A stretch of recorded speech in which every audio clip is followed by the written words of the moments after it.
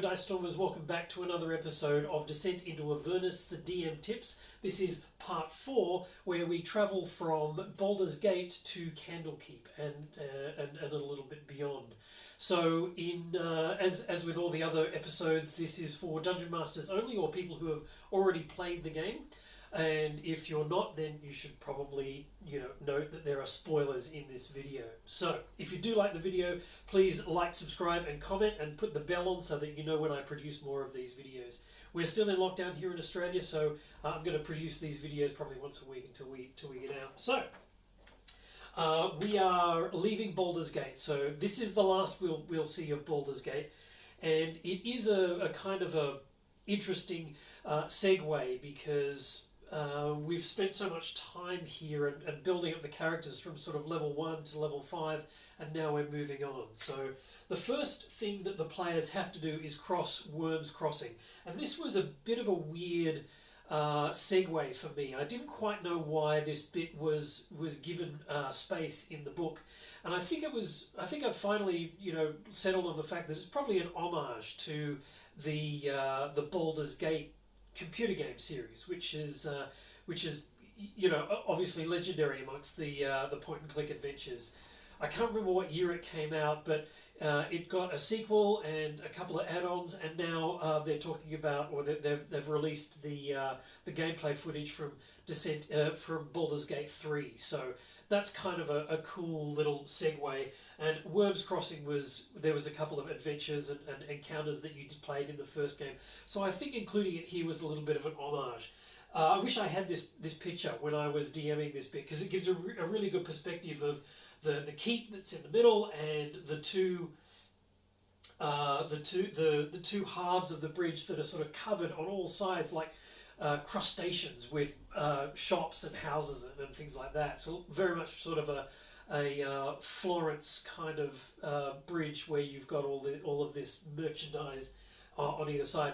It's a great opportunity for a bit more role playing. It's got lots of opportunity for cut purses and thievery to be going on. One person in the party will get pickpocketed throughout the course of this. So it's a nice kind of segue about what do the characters do with this person if they catch them. The second thing is we have an encounter on the road towards Candlekeep with the Knights of the Shield. Now this is a group of mercenaries that have been hired by a demon, a Cambion, to attack the players.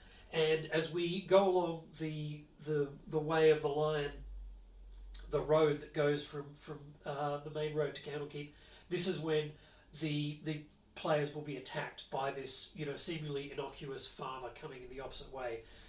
It's a really interesting encounter. The fighters are fairly standard fighters, but the Cambion is what kind of makes this encounter quite interesting and challenging. He has resistance to cold damage, fire damage, lightning, poisoning, bludgeoning, piercing, and slashing from non-magical weapons. So it's he becomes quite a tough opponent in this particular one.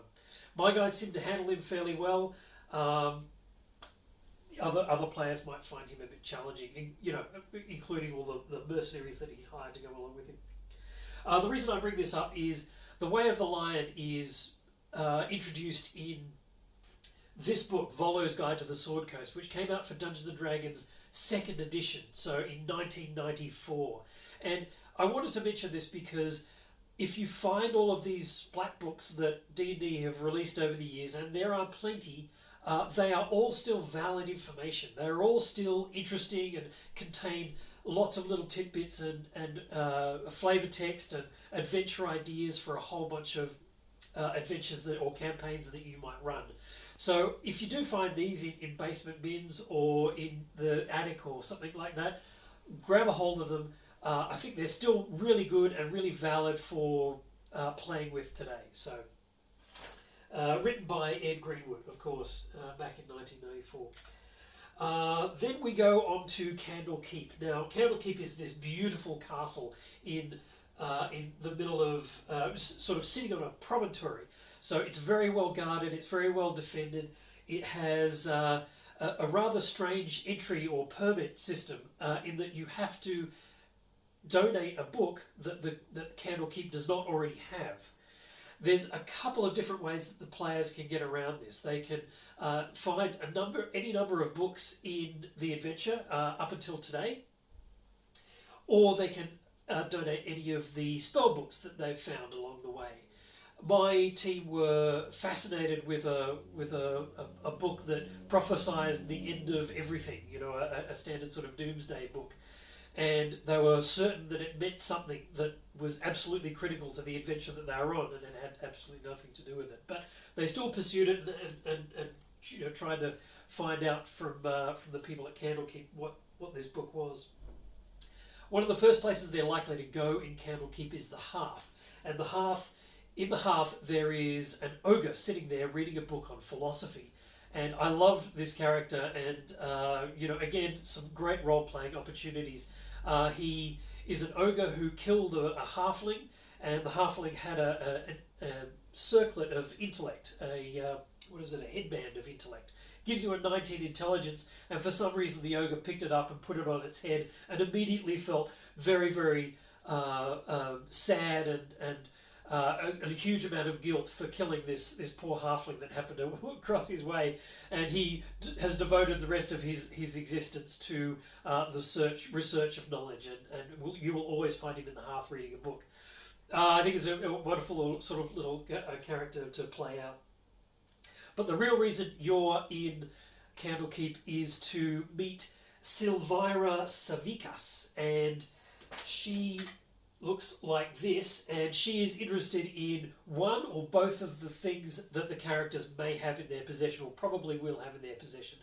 The first one is this mystery box, which is something that the players are very unlikely to have opened by this point. And she has created a number of these boxes and studies it and can figure out how to open it.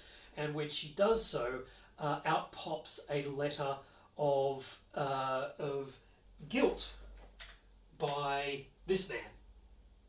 So he has signed away. So this is a Thavius Krieg, and he has signed away in blood his soul in order to gain power over the city of Eltruel. And he was the one who put the companion in place and pledged his life and his loyalty and the city's life and the city's loyalty to the demon Zariel, who is on the cover of the book. So this is him signing away the rights to the city, essentially, and gaining its protection for a certain period of time. That period of time has now ended, and the city has been sucked into the bowels of the earth.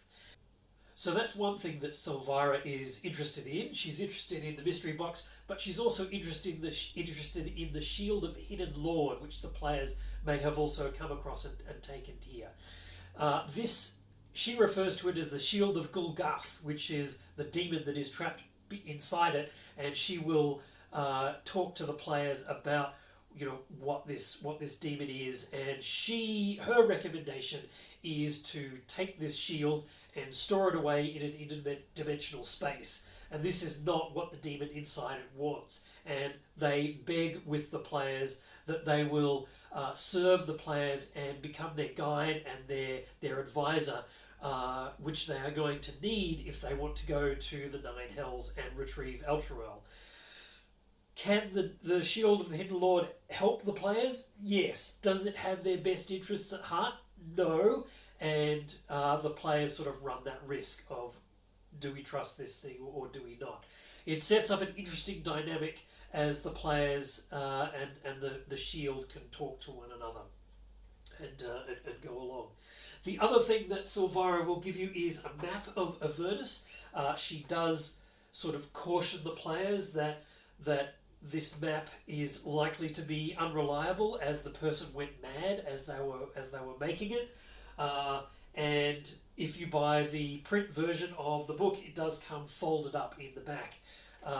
Obviously, if you buy it on D&D Beyond, there's a way that you can access it in there as well. So that is it. That's the next part of my Dungeons & Dragons Descent into Avernus DM's guide. If you did enjoy this, please like, subscribe, and comment, and I'll be back next week with another installment. See you then.